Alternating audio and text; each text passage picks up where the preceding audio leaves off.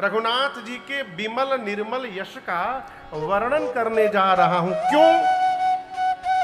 क्योंकि ये यश भगवान का यश का वर्णन जो दायक फल चार, ये यश ही 4 फल देगा जीवन में। कौन कौन सा फल देगा? खरबूजा, तरबूजा, आम और जामुन। जामुन का तो नाम मत लेना, तो केला। जामुन को अंगूर समझ के हम दबा दिए। ये फल नहीं मिलेगा। क्या मिलेगा? धर्म, अर्थ, काम और मोक्ष। ये भगवत कथा का गुणगान ही हमको चारों पुरुषार्थ प्रदान करने वाला है। इसलिए गोस्वामी जी ने मन को साफ किया।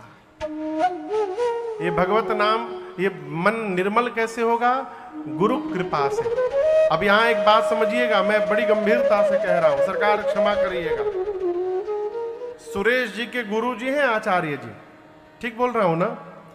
गुरु जी जब जब आवे गुरु जी का पांव धो करके पीजिए, और गुरु जी की बात ना मानिए। गुरु जी जब आवे तो पांव धोकर पीजिए, लेकिन बात एक भी ना मानिए। तो क्या ये पांव धोकर पीने से कल्याण हो जाएगा? है? हम श्रेष्ठ को तो मानते हैं, आप समझिएगा, हम श्रेष्ठ को मानते हैं, परंतु श्रेष्ठ की नहीं मानते। इसलिए को मानिए चाहे न मानिए, की अवश्य मानिए। श्रेष्ठ की मानना ये श्रेष्ठ की पूजा के बराबर है। अपने श्रेष्ठ की आज्ञा का पालन करना ये श्रेष्ठ की सेवा के बराबर है। यही वास्तविक सेवा है। यहां गुरु चरण सरोज का अर्थ है गुरु जी के मुख से निकला हुआ रज रूपी वाक्य। गुरु जी के मुख से, कमलवत मुख से जो वाणी निकल रही है रज रूपी, उस वाणी को जो जीवन में स्वीकार करेगा उसका मन निर्मल होगा। और सरल करे, जो भगवान के नाम के आश्रय होगा उसका मन निर्मल होगा। धीरे धीरे किसी से कही दो ना कि चलो कीर्तन हो रहा है, आधी घंटा के लिए बैठने के लिए। क्या अच्छा बताओ, क्या पत्थल गांव में बस इतने लोग हैं? बस इतने लोग हैं पत्थल गांव में? आज अभी यहां पर किसी को बुला करके बंबई से यहां पर नाचने वाला कार्यक्रम करा दीजिए, फिर देखिए 3-4 जिले का पुलिस बुलाना पड़ेगा।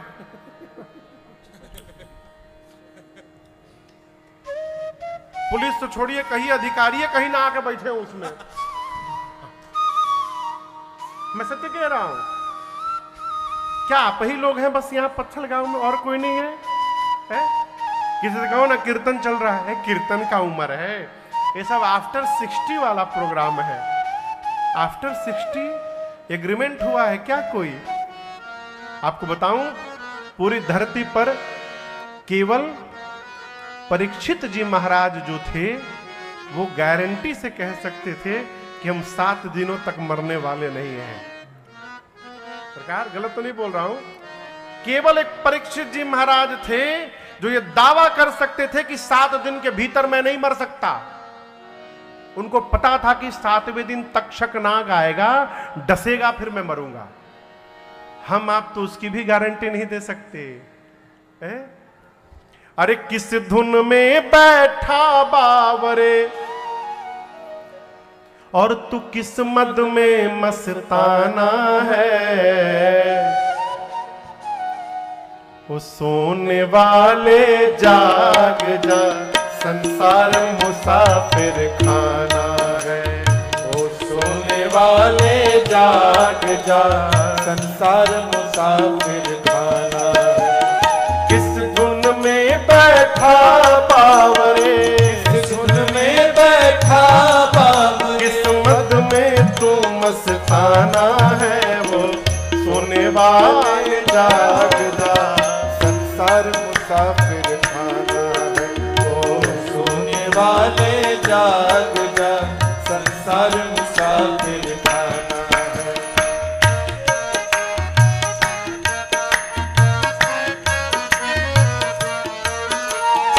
सिकंदर का नाम सुना है आप लोगों ने? सिकंदर,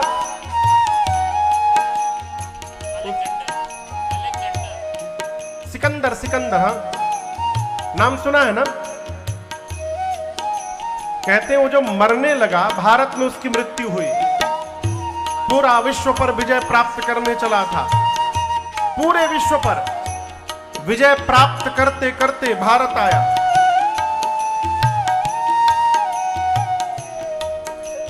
आने के पहले भारत वो अपने गुरु के पास गया।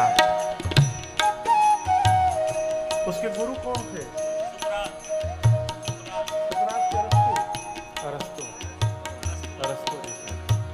उसके गुरु थे अरस्तु। किसके? सिकंदर के। तो कहा कि गुरुदेव मैं भारत पर विजय करने जा रहा हूं। अरस्तु मुस्कुराए, कहे बोले असंभव, तुम कर नहीं पाओगे। बोले क्यों? बोले मैं कह रहा हूं तुम भारत पर विजय नहीं प्राप्त कर पाओगे। ठीक है जाओ। लेकिन अरस्तु ने कहा था कि जाना तो मेरा कुछ काम करके आना। क्या? वहां जाना तो किसी संत से मिलके आना। हो सके तो मेरे लिए गंगा का जल ले आना।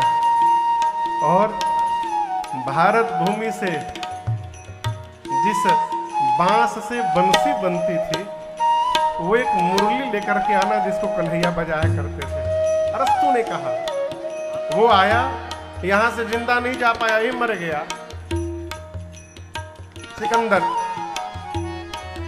मरने के पहले अपने उसको लगा कि अब मैं बचूंगा नहीं, तो अपने सेवकों से कहा कि देखो मैं मरने वाला हूं, मुझे मरने के बाद जिस ताबूत के भीतर सुलाना तुम लोग, ताबूत समझ रहे हैं ना? तो मुझे सुलाने के बाद मेरे कंधे के पास ताबूत में दोनों तरफ छेद करके अब मेरे दोनों हाथ को ताबूत से बाहर निकाल देना और फिर बंद करके ले जाना। सिपाहियों ने पूछा ऐसा क्यों करना है? सिकंदर ने कहा मैं दुनिया को बताना चाहता हूं। जिस सिकंदर ने पूरे विश्व पर विजय प्राप्त कर लिया, वो भी जब यहां से गया तो खाली हाथ गया था, कुछ ले करके नहीं गया था। मैं बताना चाहता हूं क्या लेकर आया था जग में, फिर क्या लेकर जाएगा, फिर क्या लेकर जाएगा, फिर क्या लेकर जाएगा, क्या लेगा? जिस घर से निकल गया पंछी, जिस घर से निकल गया पंछी, उस घर में फिर नहीं आना है। सोने वाले जाग जा, संसार मुसाफिर खाना है। ओ सोने वाले जाग जा, संसार मुसाफिर खाना है। जिस घर से निकल गया पंछी, जिस घर से निकल गया पंछी, उस घर में फिर नहीं आना है। ओ सोने वाले जाग जा, संसार मुसाफिर खाना है। ओ सोने वाले जाग जा, संसार मुसाफिर खाना है।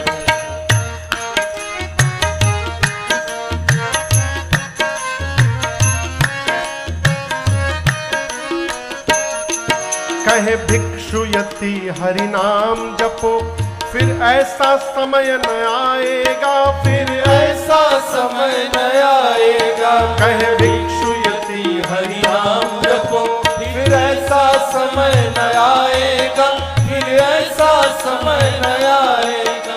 पाकर कंचन सी काया को, पाकर कंचन सी काया को, फिर हाथ मीज पछताना है। वो सोने वाले जाग जा, संसार मुसाफिर खाना है।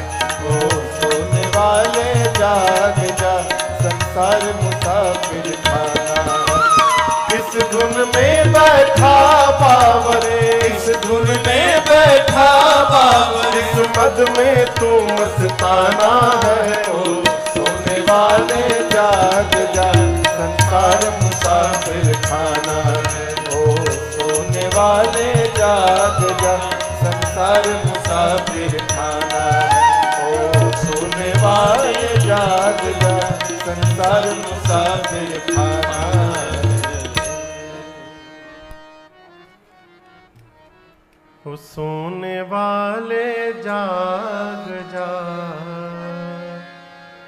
संसार मुसाफिर खाना है। जगिए, जितना शीघ्र हो जाए जगा जाए, है? अलग से समय मिलने वाला नहीं है। कई लोग सोचते हैं कि बुढ़ापे के बाद 60 साल के बाद जब रिटायर्ड हो जाएंगे तब खूब तीर्थ करेंगे, परमार्थ करेंगे। कहाँ से करिएगा? घुटने में दर्द हो जाएगा, चल नहीं पाइएगा, आंखों से दिखाई देना बंद हो जाएगा। मंदिर में जाने के बाद ही भगवान को ऐसे ऐसे देखना पड़ेगा, नहीं दिखाई पड़ेंगे। कान से सुनाई नहीं पड़ेगा। हरि बोल कीर्तन होगा, का गोल है? गोल नहीं, हरि बोल।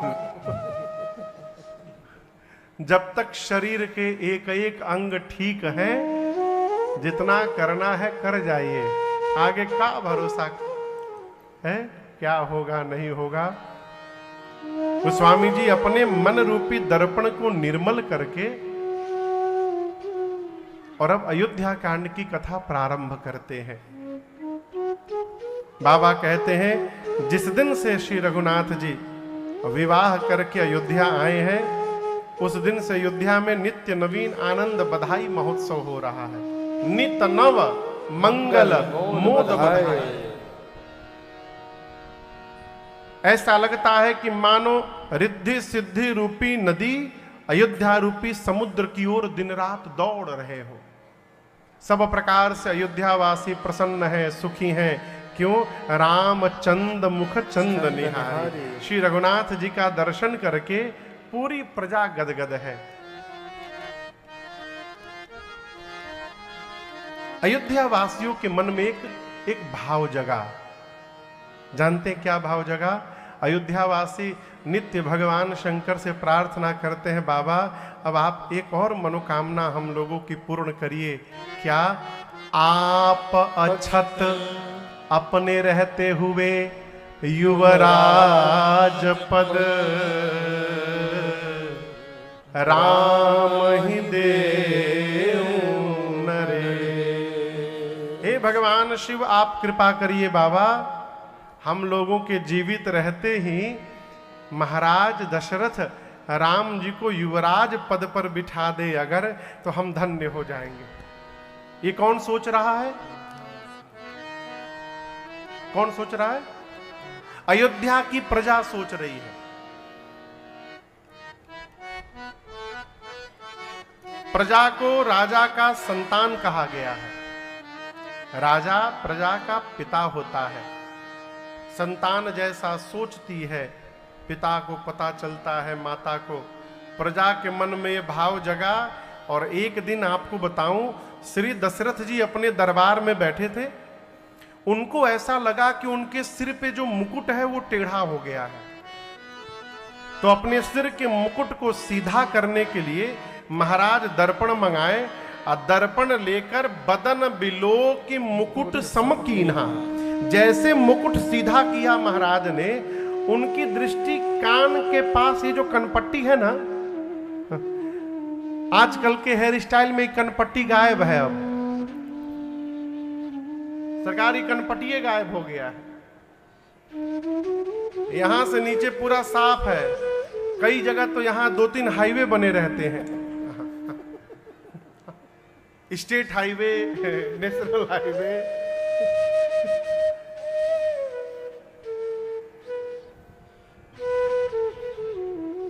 हम एक माई को देखे,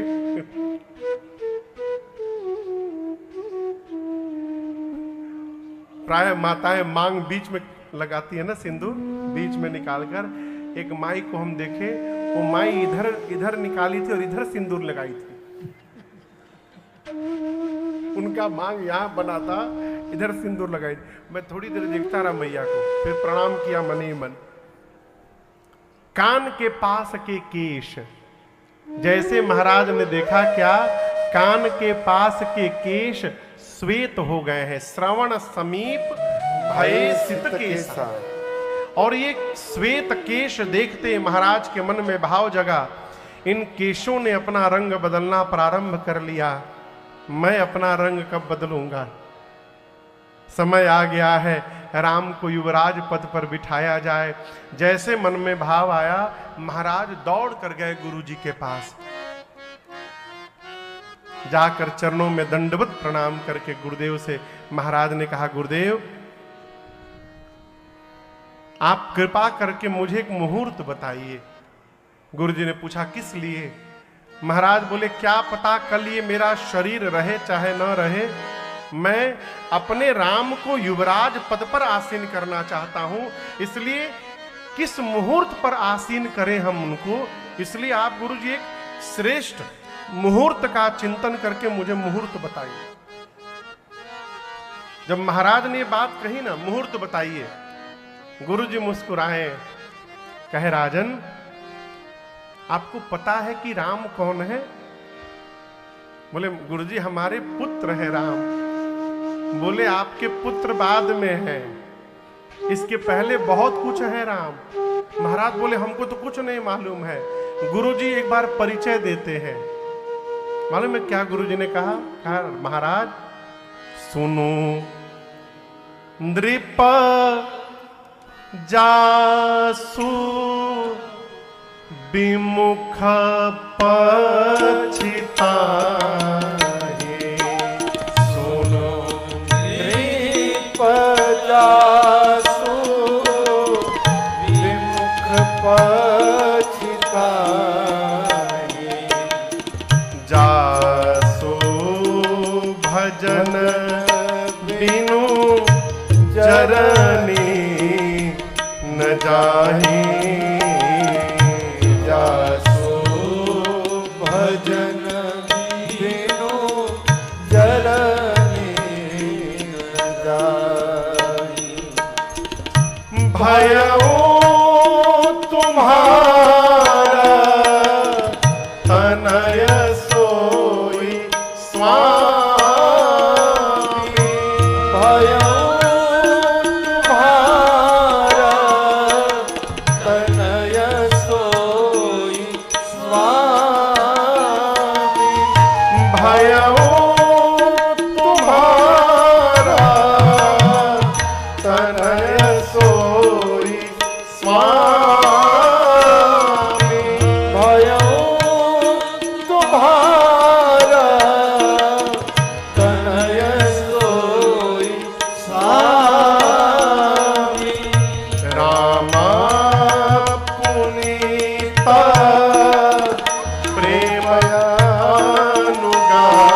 प्रेमयानुगामी, रामा पुनीता प्रेमयानुगामी, रामा पुनीता प्रेमयानुगामी,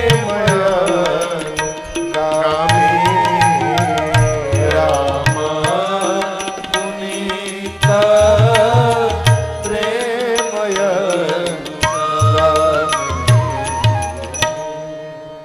गोस्वामी जी कहते हैं, गुरुदेव ने कहा, महाराज जिससे विमुख होने के बाद जीवन का पश्चाताप कभी समाप्त नहीं हो सकता। इस बात को बड़ी ध्यान से समझिएगा। गोस्वामी जी, गुरु जी कहते हैं, सुनो नृप जासु विमुख पछिताहि। विमुख समझते हैं सुरेश बाबू?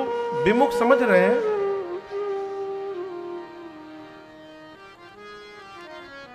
विमुख नहीं समझ रहे हैं? बोलिए, नहीं समझ रहे हैं? विमुख कहते हैं जो उल्टा घूम करके बैठा हुआ है। आप लोग भगवान के सन्मुख बैठे हैं, आपके सामने भगवान है ना, ये ना समझिएगा कि मैं विमुख बैठा हूं। मेरे सामने मेरे भगवान बैठे हैं यहाँ पर, मैं भी अपने भगवान के सन्मुख बैठा हूं, आप भी भगवान के सन्मुख बैठे हैं। भगवान की ओर बैठना ये सन्मुख हुआ, भगवान से उल्टा बैठना ये विमुख हुआ। गुरु जी कहते हैं, सुनो नृप, हे राजा सुनो, जासु विमुख पछिताहि, जिससे विमुख हो जाने के बाद जीवन में कभी पश्चाताप समाप्त होने वाला नहीं है। आपको एक उदाहरण देता हूं। कथाओं में बारंबार निवेदन करता हूं।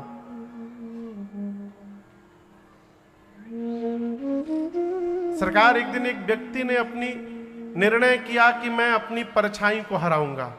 किसको हराऊंगा? परछाई को। आगे परछाई थी उसकी, लगा भागने। जितना तेज वो भागता था उतनी तेज उसकी परछाई भी आगे आगे दौड़ती थी। घंटों दौड़ा, परछाई को हरा नहीं पाया।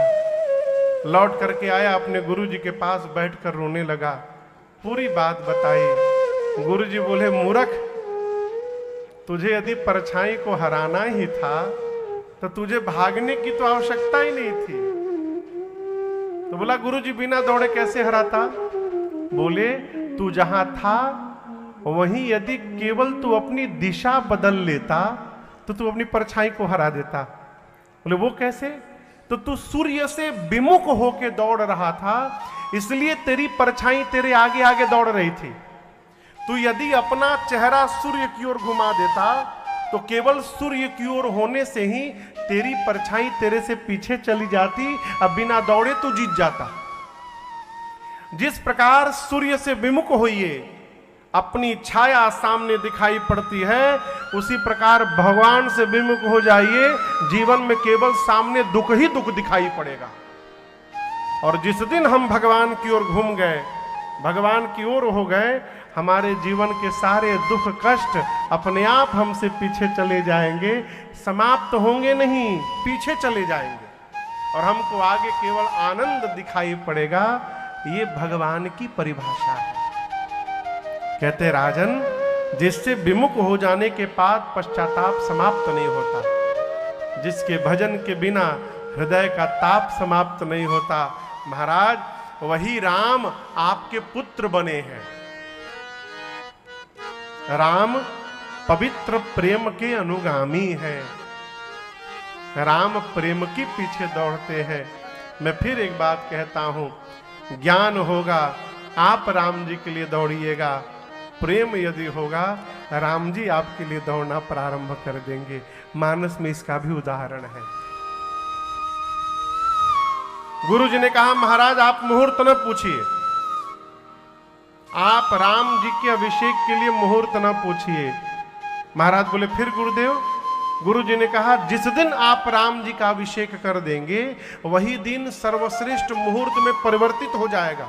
इसलिए हे राजन, बेगी विलंब न करिय नृप, साजिय सबोई समाज, सुदिन सुमंगल तबहि जब राम होहि जुबरा।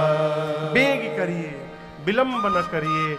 जिस समय आप राम को युवराज बनाएंगे महाराज, वही समय सर्वश्रेष्ठ मुहूर्त में परिवर्तित हो जाएगा। गुरु जी ने कहा, तुरंत करिए। और राम जी की इच्छा से ये समझिएगा, महाराज ने निर्णय कर लिया कि मैं अभी नहीं, कल प्रातः काल राम का अभिषेक करूंगा। और ये कल श्री दशरथ जी के जीवन में नहीं आया लौट करके।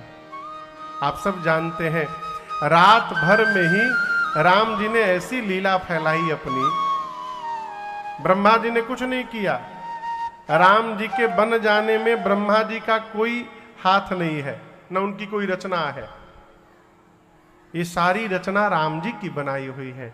राम जी ने देवताओं को प्रेरित किया, देवता सरस्वती जी को बोले, और सरस्वती जी आकर अयोध्या में रात में ही मंथरा की मति पलट के चली गई। और मंथरा के संपर्क में आने से मेरी मां कैकई, देखिए कैकई मैया यहां लीला कर रही है। जो भी घटना घटी है राम जी को लेकर, वो मां कैकई ने जानबूझकर किया है। क्यों? राम जी मां कैकई से पहले ही वचन ले रखे हैं। इस बात को समझिएगा। आप यदि अभी परीक्षाओं का रिजल्ट निकला है ना, जो बच्चे 95%, 99% नंबर ले आए होंगे, घर में भी बाहर के भी कई लोग मिलेंगे, हम ही तो पढ़ाते थे उस बच्चे को। हम बहुत मेहनती बच्चा, खूब मेहनत किया, हम ही पढ़ाते थे उसको। आप सफल हो जाइए, आपका क्रेडिट लेने के लिए कई लोग लाइन लगा के खड़े रहेंगे, लेकिन माई बाप उस व्यक्ति का सदैव आदर करिए जो आपके लिए कलंक लेने को तैयार हो जाए। वो वास्तव में आपको प्रेम करता है, जो आपके लिए कलंक लेने को तैयार हो जाए। मां कैकेयी ने रघुनाथ जी के लिए अपने ऊपर कलंक ले लिया। मां ने जानबूझकर किया। राम जी ने मांग रखा था, मां पिताजी जब मुझे राजा बनाने का प्रयास करें, आप मुझे किसी प्रकार वन की ओर भेजना। मैया ने 2 वरदान मांगे महाराज से। भरत जी के लिए राज सत्ता मांग ली और राम जी के लिए 14 वर्ष का वनवास मांग लिया। राम जी सुने कि मां ने पिताजी से ऐसा वरदान मांगा है, राम जी तो गदगद हो गए हैं। आपको बताऊं, राम जी जब कोप भवन में गए हैं सवेरे और दशरथ जी को मूर्छित देखे हैं, तो राम जी ने कैकेयी मैया से कहा, मां, क्या कहा? कैकेयी जी को राम जी ने क्या कहा? मां, माता। मोहि कहूं मातु तात दुख कारण। हे माते, पिताजी के दुख का कारण बताओ। कैकेयी जी ने पूरी बात बता दी कि मैंने 2 वरदान मांगे हैं, आपकी जगह भरत के लिए राज तिलक और आपके लिए 14 वर्ष का वनवास। राम जी सुने कि मेरे लिए मैया ने वनवास मांग लिया, राम जी की भाषा बदल गई। आते समय जो राम जी माता बोले थे, अब वो राम जी कैकेयी जी को माता नहीं बोले। क्या बोले? सुनु जननी सोई सुत बड़ भागी, सोई जननी सोई सुत बड़ भागी, जो पितु मातु बचन अनुरागे, जो पितु मातु बचन अनुरागे। तनया मातु पितु तोष निहारा, तनया मातु पितु तोष निहारा, दुर्लभ जननी सकल संसारा। दुर्लभ जननी सकल संसारा। भरत प्राण प्रिय पावनि राजू, भरत प्राण प्रिय पावनि राजू। विधि सब विधि मोहि सन्मुख आजू, विधि सब विधि मोहि सन्मुख आजू, विधि सब विधि मोहि सन्मुख आजू। जो राम जी आते समय मां कैकेयी को माता शब्द से संबोधित किए।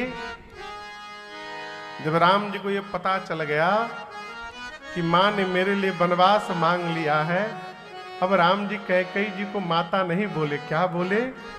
सुनो जननी। क्या बोले? जननी। क्या बोले? जननी। जननी जानते किसको बोलते हैं? जो जन्म देती हैं उनको जननी बोलते हैं। और राम जी की जननी कैकेयी नहीं है, राम जी की जननी कौन है? कौशल्या मैया। तो राम जी आते समय तो माता बोले, लेकिन जब सुना कि मां ने मेरे लिए वनवास मांग लिया, तो वो राम जी अब कैकेयी को जननी बोलने लगे। क्यों? राम जी कहना चाहते हैं, मां, कौशल्या ने केवल राम को जन्म दिया, परंतु उस राम को 14 वर्ष वन की ओर भेजकर आज आपने मर्यादा पुरुषोत्तम राम को जन्म दे दिया है मां, इसलिए आज से आप मेरी जननी हैं। मां ने अपने को समाप्त कर लिया राम जी के लिए। ये मेरी मां कैकेयी का बलिदान है। इसलिए जीवन में भूल कर भी कभी मां कैकेयी के विषय में अपशब्द का प्रयोग न करिएगा। मां ने जो कुछ भी किया राम जी के कहने पर किया है, अपने मन से कुछ नहीं किया। राम जी जब मां से वचन लिए थे ना, तो राम जी कहे थे, मां मैं जो मांगूंगा ना उसको देने के बाद आप सबकी नजरों से गिर जाओगी, कोई आपसे बात भी नहीं करेगा। हम तो आज ही बता देते हैं मां, यदि मैं जैसा बोल रहा हूं वैसा आप कर दोगी तो आपने जिसको जन्म दिया है भरत को, वो भरत कभी जीवन में आपको मां नहीं बोलेगा। आप कल्पना करिए, किसी भी मां के लिए इससे कोई दुख नहीं हो सकता बढ़कर कि उसकी अपनी संतान ही उसको मां न कहे। कैकेयी मैया सुनती रही। कैकेयी मैया ने कहा, राम आप कह रहे हो कि मैं सबकी नजरों से उतर जाऊंगी, गिर जाऊंगी, क्या आपकी नजरों से भी गिर जाऊंगी? राम जी हाथ जोड़कर बोले, मां मेरी नजरों में मेरी मां सदैव महान बनी रहेगी, मेरी नजर से मेरी मां नहीं उतर सकती। तब कैकेयी जी ने कहा, राम जगत की नजर की परवाह ही किसको पड़ी है, यदि आपकी नजरों में मैं नहीं गिरूंगी तो मैं वचन देती हूं पुत्र, आप जो मांगोगे मैं दूंगी आपको। तब राम जी ने कहा था, पिताजी मुझे राजा बनाने का प्रयास करें तो मुझे वन की ओर भेज देना मां। और वही मां ने व्यवहार किया है। प्रातःकाल साथ में चलने के लिए सीता मैया और लक्ष्मण भैया भी तैयार हो गए। सजीवन साज समाज सब बनिता बंधु समेत, बंदे विप्र गुर चरण प्रभु, चले करी सबही अचेत। दशरथ जी महाराज ने सुमंत जी को कहा कि रथ लेकर के जाइए, रथ पर बिठाकर राम को 4 दिन वन दिखाइएगा, यदि भय लगने लगे तो वापस ले आइएगा सुमंत, और यदि राम लौट कर ना आवे तो आप सीता को लेकर वापस आइएगा।